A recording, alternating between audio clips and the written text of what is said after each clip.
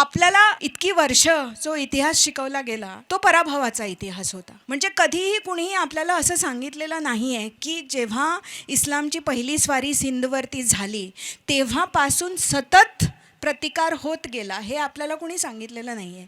आपल्याला इतिहासाच्या पुस्तकामध्ये एक पॅरेग्राफ प्राचीन भारत आणि त्याच्यानंतर सुमारे 10 पानं इस्लामिक इन्व्हेजन्स आणि इस्लामिक रूल आणि त्याच्यानंतर मग ब्रिटिश. म्हणजे बेसिकली ते तुम्हाला सांगतात की हां होते तुमचे काही राजे वगैरे, त्यांनी बांधली असतील काही देवळं बिवळं. त्याच्यानंतर मुसलमानी शासक भारतामध्ये आले आणि त्यांनी आपल्याला सगळं दिलं. त्यांनी आपल्याला बिर्याणी दिली, त्यांनी आपल्याला ताजमहाल दिला, त्यांनी आपल्याला मुघल गार्डन्स दिले, त्यांनी आपल्याला मसाला दिला, बरंच सगळं काही दिलं.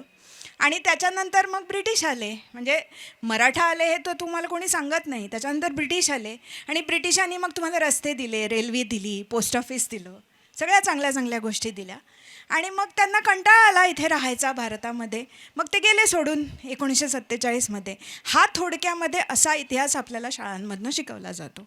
पण रेझिस्टन्सचा जो इतिहास आहे, प्रतिकाराचा जो इतिहास आहे भारतामध्ये, जो भारताच्या प्रत्येक राज्यामध्ये तुम्हाला दिसतो आणि तुम्ही जर शोधायला गेलात आणि त्या त्या राज्यामधल्या लोकांशी जर तुम्ही बोललात तर तुम्हाला कळेल की त्या प्रत्येक राज्याच्या प्रत्येक विभागाची म्हणून एक प्रतिकाराची कथा आहे जी इतिहासाच्या पुस्तकांपर्यंत कधी पोचलेलीच नाही आहे, जी फक्त त्या भागामधल्या तुम्हाला लोकगीतांमध्ये दिसेल, त्या भागातल्या लोकनाट्यांमध्ये दिसेल, तिथल्या काही परंपरांमध्ये दिसेल, पण ती गोष्ट तुम्हाला कधी कोणी सांगितलेलीच नाही आहे.